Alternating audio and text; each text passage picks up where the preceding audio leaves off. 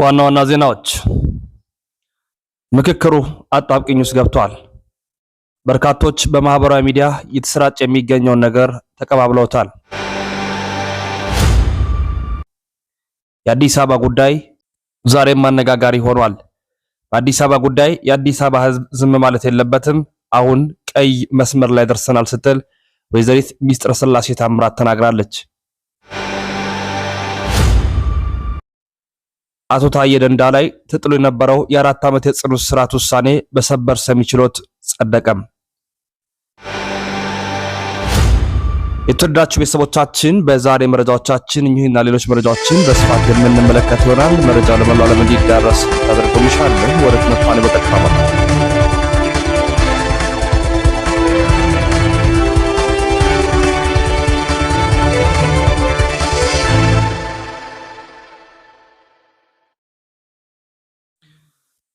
የአዲስ አበባ ጉዳይ ዛሬም አነጋጋሪ እንደሆነ ነው።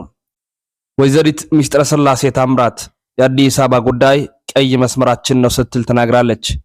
ከኤምኤስ ጋር በነበራት ቃለ ምልልስ አሁን ብልጽግና የሄደበት ያለው ነገር ትክክል አይመስለኝም፣ በስተመጨረሻ ቀይ መስመራችንን አልፎታል።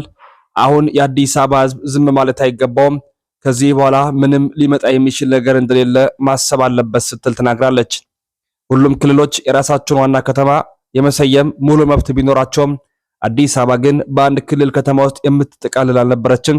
የፌዴራል መቀመጫ፣ የብዙሃኑ መገኛ፣ ብዙ ኢትዮጵያውያንም ዋና ከተማችን ናት ብለው የሚቀመጡባት፣ ነግደው የሚያተርፉባት፣ ወጥተው ሰርተው የሚኖሩባት ብትሆንም አሁን ግን በአዲስ አበባ በተለይም የኦሮሚያ ክልል ዋና ከተማ መቀመጫ ሆነች ማለት ሙሉ በሙሉ በኦሮሚያ ክልል ስር ከተጠቃለለች የአዲስ አበባ ጉዳይ ህልውና ያበቃል። በዚህም የአዲስ አበባ ህዝብ ዝም ማለት የለበትም፣ ቀይ መስመራችን ነው፣ የመጨረሻውን ካርድ ብልጽግና መዟል፣ በዚህም የፊት ለፊት መስመሩን ይዘን ልንወጣ ይገባል ስትል በአጽንኦት ተናግራለች። አዲስ አበባ ጉዳይ ለምን ዝም ተባለ?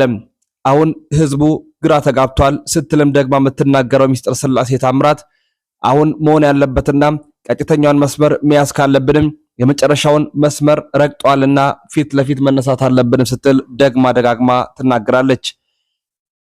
አዲስ አበባ የሁሉም ዋና ከተማ ናት። አዲስ አበባ የአንድ ክልል መቀመጫ አይደለችም። ብዙዎች ከተለያዩ ቦታዎች መጥተው ሀገራችን ናት ብለው የሚኖርባት ኢትዮጵያ ላይ በስፋት ሰርተው ነግረው የሚያተርፉባት አዲስ አበባ ናት። ይህን ዋና ከተማችን ናት ብለው የሚጠሯትን አዲስ አበባ ከቀሟቸው ደግሞ መሄጃ ያጣሉ። በመሆኑም ዛሬ ነገ ሳንል በጥልቀት አስበን የመጨረሻውን ውሳኔ እንወስን ስትል ተናግራለች። በዚህ ጉዳይ ላይ ሌሎች ሐሳቦችን አካተን የምናቀርብላችሁናል። ምክክሩ አጣብቂኝ ውስጥ ገብቷል። ዋዜማ ሬዲዮ በዘገበው ዘገባ መሰረት ሀገራዊ የምክክር ጉባኤ በ37ኛ ቀን ውለው ሊያካሄድ የነበረውን ጠቅላላ ጉባኤ ሳካሄድ ቀርቷል። ኮሚሽኑ በተመካካሪዎች የቀረቡ 476 የምክክር ሐሳቦችን ነሐሴ 14 ቀን 2018 ዓ.ም በጠቅላላ ጉባኤ እንደሚያጸድቁ አሳውቆ የነበረ ቢሆንም ኦሮሚያ ክልልን የወከሉ ተመካካሪዎች ባቀረቡት ቅሬታ ምክንያት ጉባኤው ሳይካሄድ መቅረቱን ምንጮች ነግረውናል። ነሐሴ 13 ቀን ምን ተፈጠረ? በሳምንቱም አጀንዳዎች ዙሪያ የተጠናከሩ የተመሳከሩ 476 ምክር ሐሳቦች ነሐሴ 13 ቀን በጠዋት ክፍለ ጊዜ በስራ ቡድን ደረጃ ለሁሉም ተመካካሪዎች ቀርበዋል። ኮሚሽኑ ምክር ሐሳቦችን ውሳኔ የሚያገኙበትን አሰራር ቀደም ብሎ አሳውቆ የነበረ ቢሆንም አሰራሩን ተግባራዊ ሳያደርግ ቀርቷል። በሰነድ ተዘጋጅቶ በቀረበው አሰራር ምትክ ምክር ሐሳቦች ከነ አማራጮቻቸው በስራ ቡድን ደረጃ ጸድቀው በቀጥታ ወደ ጠቅላላ ጉባኤ እንዲቀርቡና በጭብጨባም እንዲጸድቁ መወሰኑ የኮሚሽኑ ኮሚሽነር በተለያዩ ጊዜያት በሰጧቸው መግለጫዎችና ለተመካካሪዎችም ባቀረቧቸው ማብራሪያዎች ገልጠዋል። የኮሚሽኑ ምክትል ዋና ኮሚሽነር ሂሩት ገብረስላሴ ነሐሴ 13 ቀን ለመገናኛ ብዙሃን በሰጡት መግለጫ በስራ ቡድን ደረጃ የቀረቡት ምክር ሐሳቦች ለጠቅላላ ጉባኤ ቀርበው እንደሚጸድቁ ገልጠው ነበር። በሁሉም የስራ ቡድኖች ሁሉም ምክር ሐሳቦች ከተነበቡ በኋላ ነሐሴ 14 ቀን በጠቅላላ ጉባኤ በጭብጨባ እንደሚጸድቁ በኮሚሽኑ ባለሙያዎች መነገሩን የገለጹት የዋዜማ ምንጮች ከዚህ ሂደት በኋላ አብዛኛዎቹ ተመካካሪዎች ወደ ማረፊያቸው መቅናታቸውን ነግረውናል። ይሁንና 300 የሚደርሱ ኦሮሚያ ክልልን መወከላቸውን የገለጹ ተመካካሪዎች ቅሬታ አለን ሲሉ ኮሚሽነሮች እንዲያነጋግሯቸው መጠየቃቸውን የገለጹት ምንጮች 3 ኮሚሽነሮች የተመካካሪዎችን ቅሬታ መቀበላቸውን ነግረውናል። ተመካካሪዎቹ በአዲስ አበባ ጉዳይ በቀረቡ ምክር ሐሳቦች ዙሪያ ቅሬታ እንዳላቸው አዲስ አበባ የኦሮሚያ ክልል መቀመጫ መሆኗን የሚያረጋግጥ ህገ መንግስታዊ ድንጋጌ አማራጭ የሌለው ምክር ሐሳብ ሆኖ ካልተካተተ ከምክክር ሂደቱ እንደሚወጡ ለኮሚሽነሮቹ መናገራቸውን ሰምተናል።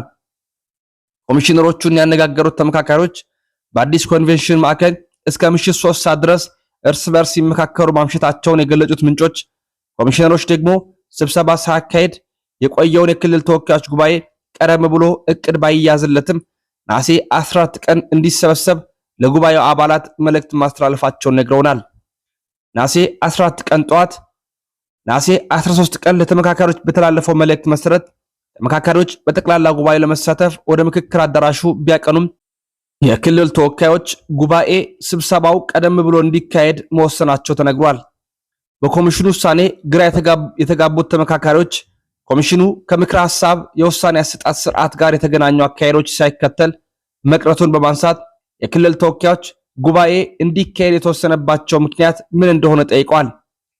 የኮሚሽኑ ባልደረቦች ጉባኤው እንዲሰበሰብ የተደረገው ከኦሮሚያ ክልል ተመካካሪዎች የቀረበው ቅሬታን መሰረት በማድረግ ኮሚሽኑ ባስተላለፈው ውሳኔ ምክንያት መሆኑን የሚያመለክት ምላሽ መስጠታቸውንም ሰምተናል። የጉዳዩ አሳሳቢነት የተመለከቱ ተመካካሪዎች በተለያዩ ቡድኖች ተከፋፍለው እርስ በርስ ሲመካከሩም እንደነበር ያስተዋሉት ምንጮች ቀጣይ ሂደት የተመለከቱት መደበኛ ያልሆኑ ውይይቶች ተካሂደዋል። ለስብሰባ የተጠሩት የክልል ተወካዮች ጉባኤ አባላት ስብሰባ ከመጀመራቸው በፊት ጉባኤው የተጠራበትን ምክንያት በተለያየ መንገድ መጠየቃቸው ታውቋል።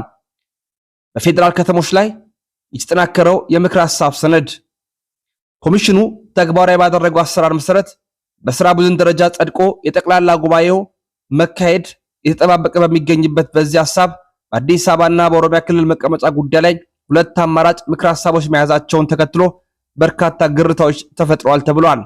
ዛሬም የአዲስ አበባ ጉዳይ እልባት ያላገኘ ሆኗል። በዚህ ላይ ሌሎች መረጃዎችን አጠናክረን በቀጣይ የምናቀርብላችሁ ይሆናል። በአቶ ታዬ ደንዳ ላይ ተጥሎ የነበረው የ4 ዓመት የጽኑ እስራት ውሳኔ በሰበር ሰሚ ችሎት ጸደቀ። የፌዴራል ጠቅላይ ፍርድ ቤት ሰበር ሰሚ ችሎት የቀድሞ የሰላም ሚኒስትር ደኤታ አቶ ታዬ ደንዳ ላይ የታዘዘውን የ4 ዓመት የእስር ቅጣት ሙሉ በሙሉ ማጽናቱን አሳውቋል። ችሎቱ በአዲስ አበባ በዋለው ሰበር ችሎት በአቶ ታዬ ደንዳ በኩል የቀረበውን አቤቱታ ውድቅ በማድረግ በታችኛው ፍርድ ቤት ተበይኖ የነበረውን ውሳኔ አጽንቶታል። አቶ ታዬ በመጀመሪያ ደረጃ በፌዴራል ከፍተኛ ፍርድ ቤት ልደታ ምድብ ችሎት ህገወጥ የጦር መሳሪያ ይዞ መገኘት በሚል በተመሰረተባቸው ክስ የ7 ዓመት እስር ተፈርዶባቸው የነበረ ቢሆንም ለጠቅላይ ፍርድ ቤት ባቀረቡት ይግባኝ ቅጣቱ ወደ 4 ዓመት ዝቅ እንዲል ተደርጎ ነበር። ይሁን እንጂ በተሰጠው ውሳኔ ላይ ቅሬታ የነበራቸው አቶ ታዬ ደንዳ 5 የመከራከሪያ ነጥቦችን በማንሳት ለፌዴራል ሰበር ሰሚ ችሎት አቤቱታቸውን ቢያቀርቡም ችሎቱ የቀረበውን ጥያቄ ሳይቀበሉ ቀርቷል። የአቶ ታዬ ደንዳ ባለቤት ወይዘሮ ስንታየው አለማየሁ ለዶቼ ቬለ በሰጡት ቃል ባለቤታቸው የመሳሪያቸውን መገኘት ባያስተባብሉም ከሌሎች ዜጎች እኩል የመዳኘት መብት እንደተከለከሉና ካቀረቧቸው 5 ተከራካሪ ምስክሮች መካከል የሁለቱ ብቻ ቃል ተሰምቶ ውሳኔ መስጠቱ በቅሬታነት ማቅረባቸውን ገልጸዋል።